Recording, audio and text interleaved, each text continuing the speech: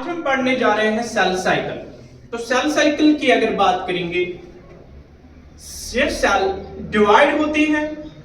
Divide होने से पहले जिस प्रोसेस से सेल पास होती है उस प्रोसेस को हम बता रहे हैं सेल साइकिल। तो सेल साइकिल में क्या होता है, एक सेल के दो सेल्स बन रहे हैं जिनको हम बता रहे हैं डॉटर सेल्स। अब ये सेल साइकिल अगर हम डेफिनेशन देखेंगे, it is the series of events that takes place before cell divides। क्या क्या इवेंट्स होते हैं सेल में, उसके बाद सेल डिवाइड होती है, एक सेल के बन रहे हैं दो सेल। अब इन इवेंट्स में क्या क्या होता है, नेचुरली इनमें होता है डीएनए रिप्लिकेशन। डीएनए का रिप्लिकेशन होता है, डीएनए कंटेंट जो होता है दैट गेट्स डबल्ड। और सेकंड टोटल सेल कंटेंट। सब सेल कंटेंट में हमारे पास है सेल ऑर्गेनेल्स, इनका भी क्या होता है यहाँ पे, ये भी डबल होते हैं। सपोज माइटोकॉन्ड्रिया इनका डबल होगा, गोल्गी का डबल होगा, एटसेट्रा। अब सेल साइकिल की अगर बात करेंगे, इसकी दो फेजेस हैं। नंबर वन फेज जो हमारे पास है that is interphase, and second phase जो हमारे पास है दैट इज एम फेज, और we can say mitotic phase. तो सेल साइकिल के हमारे पास दो फेजेस हैं। नंबर वन है इंटरफेज एंड सेकंड वन है हमारे पास माइटोटिक फेज।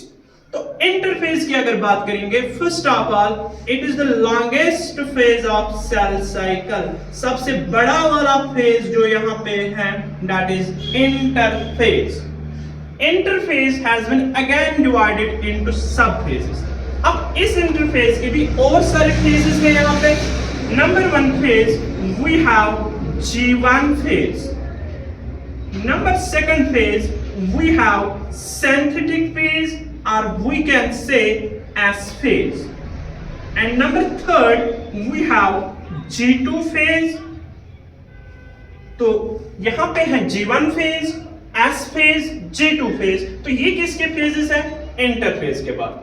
जब ये फेजेस कंप्लीट होंगे उसके बाद हमारी सेल जाएगी एम फेज की तरफ, that is termed as mitotic phase. अगर हम डायग्राम की तरफ जाएंगे, first of all we have G1 phase, we have S phase, we have G2 phase and we have M phase.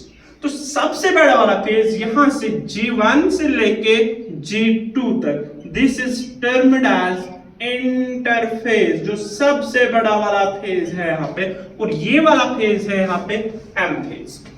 अब G1 फेज में क्या होगा सेल के साथ में, as the name suggest G1 stands for growth phase. यहाँ पे किसकी ग्रोथ होती है, यहाँ पे एक तो सेल की ग्रोथ होगी, साथ साथ में न्यूक्लियस की भी ग्रोथ होगी। सेल साइज इंक्रीज होगा, सेल की ग्रोथ होगी, न्यूक्लियस की ग्रोथ होगी। तो दैट इज व्हाई इसका क्या नाम पड़ा है यहाँ पे, ग्रोथ फेज। और इस ग्रोथ फेज में क्या है, और एक सेल इज मेटाबॉलिकली एक्टिव। यहाँ पे सेल क्या है, बहुत एक्टिव है मेटाबॉलिकली। से फॉर एन एग्जांपल, यहाँ पे एटीपी फॉर्मेशन इज मोर। इसमें क्या है, एटीपी फॉर्मेशन बहुत सारी है, सेल की ग्रोथ हो रही है, सेल का साइज इंक्रीज हो रहा है, न्यूक्लियस ग्रोथ हो रहा है। तो इस फेज को दैट इज व्हाई बोल रहे हैं हम G1 फेज। और इस फेज में सेल अपने आप को प्रिपेयर कर रही है सेल को डिवाइड होने में। अब G1 फेज के बाद हमारे पास इंपॉर्टेंट फेज है that is synthetic phase. Synthetic phase means preparation, यहाँ पे कुछ प्रिपेयर होता है। तो प्रिपेयर की अगर हम बात करेंगे, यहाँ पे डीएनए रिप्लिकेटर्स, जो हमारा डीएनए होता है that gets replicated. DNA content की अगर बात करेंगे दैट गेट्स डबल्ड। तो हम बता रहे हैं यहाँ पे, अगर हमारे पास 2C था chromatin, it gets converted into 4C। 2C gets converted into 4C। और हमें ये याद रखना है यहाँ पे नंबर ऑफ क्रोमोसोम्स इंक्रीज नहीं होता है, अलबत्ता जो क्रोमेटिन का मटेरियल है दैट गेट्स डबल, जहां पे हमारे ये सिस्टर क्रोमेटिड्स बन रहे हैं। तो ये कौन सा फेज है, एस फेज। सिंथेटिक फेज की अगर बात करेंगे, डीएनए गेट्स रिप्लिकेटेड, ये था क्रोमेटिन जो है दैट गेट्स डबल्ड। और सेकंड इसमें अगर हम देखेंगे, जो हमारे पास सेंट्रियोल्स है जिनका रोल होता है सेल डिवीजन में, क्योंकि सेल को डिवाइड होना है, डिवाइड के लिए सेंट्रियोल्स चाहिए।